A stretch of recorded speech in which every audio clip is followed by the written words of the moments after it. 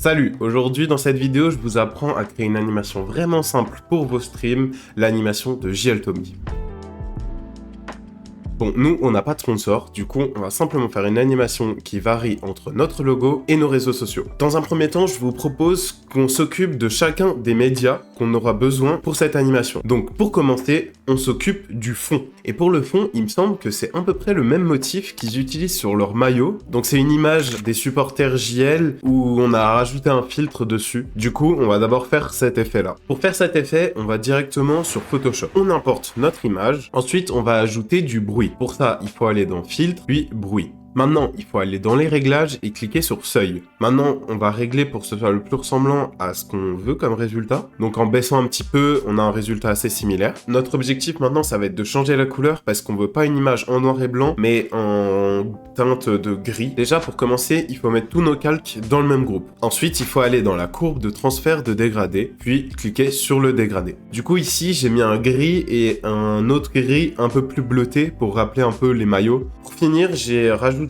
un flou gaussien sur mon image pour qu'il y ait le moins de détails possible et que le fond ne prenne pas trop de place. Maintenant qu'on a notre fond, on va passer aux réseaux sociaux. Donc ici, je vais utiliser Illustrator. Donc moi, j'ai pas Twitter, donc je vais mettre YouTube, Instagram et TikTok, mais vous mettez les réseaux que vous voulez. Ensuite, on va importer les logos de nos réseaux sociaux. Ici, ce que je vais faire, c'est que je vais vectoriser donc les images. Donc pour ça, il faut aller dans Objet, vectoriser l'image, créer et décomposer. Ensuite, on va mettre le petit carré avec les bords arrondis en dessous de nos logos. JLTommy, il utilise les fonds en rouge. Moi, je vais les utiliser en blanc et je vous conseille d'utiliser la couleur que vous voulez, la couleur de votre DA, ce que vous voulez. Maintenant, il faut grouper les fonds et les logos ensemble et une fois que c'est fait, il faut aller dans la fenêtre des calques, cliquer sur les trois petits points et puis décomposer en calque séquence. Maintenant, on a quasiment tous nos médias qui sont prêts. On peut aussi mettre de côté donc notre logo et une fois que c'est fait, on a tous nos médias qui sont prêts pour notre animation. Et donc, on va sur After Effects. Une fois sur After Effects, il faut créer une composition de 1920 par 250, donc pour juste avoir bien la largeur de notre écran,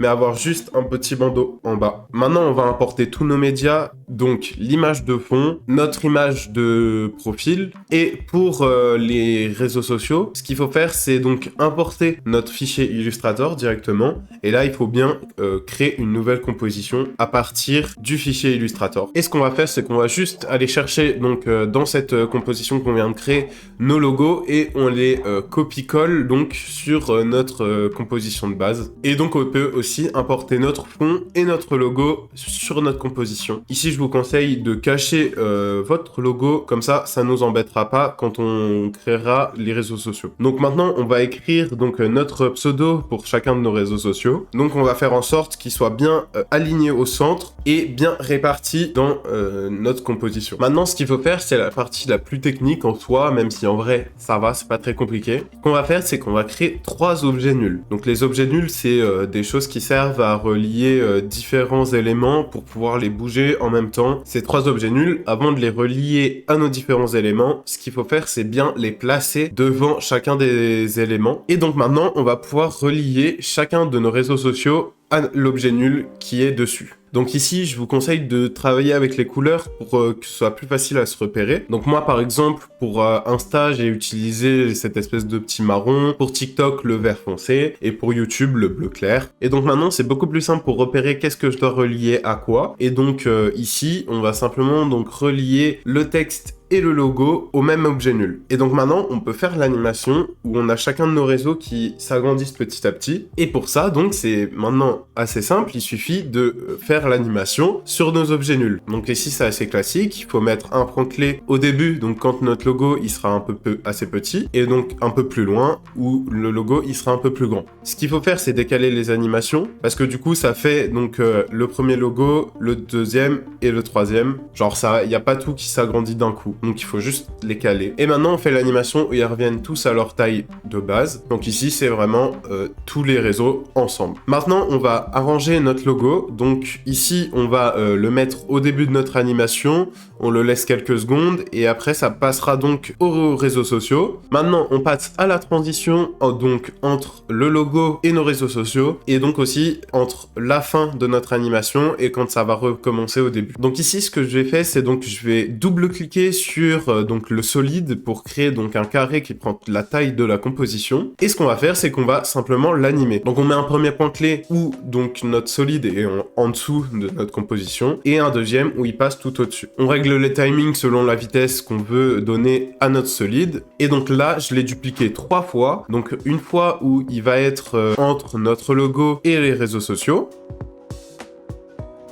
Et donc en fait ce qu'on va faire c'est au moment où donc le solide il prend quasiment toute la taille de notre composition, et ben en fait on va donc le couper ici, donc le raccourci c'est CTRL-SHIFT-D, et maintenant l'autre solide on va donc le mettre au début de notre animation, et en fait quand ça va jouer en boucle, et ben en fait ça va revenir donc à l'animation, et donc la transition elle se fera fluidement quoi. Ici ce qu'on va faire c'est qu'on va se mettre pile poil au moment où on veut que notre animation elle se finisse, donc où on veut qu'elle retourne au début de notre animation. On va copier le timer, donc on clique ici, on fait CTRL-C, et maintenant on va dans composition, paramètres de composition, on clique sur le temps de notre composition, et on colle le timer qu'on vient de copier. Et comme ça, notre animation, elle fera pile poil le temps qu'on veut. Maintenant, on a un résultat assez satisfaisant. Je vous propose qu'on exporte notre fichier et on va directement sur OBS pour le mettre en place. Sur OBS, ce qu'on va faire, c'est qu'on va créer donc des scènes imbriquées. Ici, on va créer une scène qu'on va appeler caméra. On va importer notre caméra, évidemment, mais aussi donc notre animation.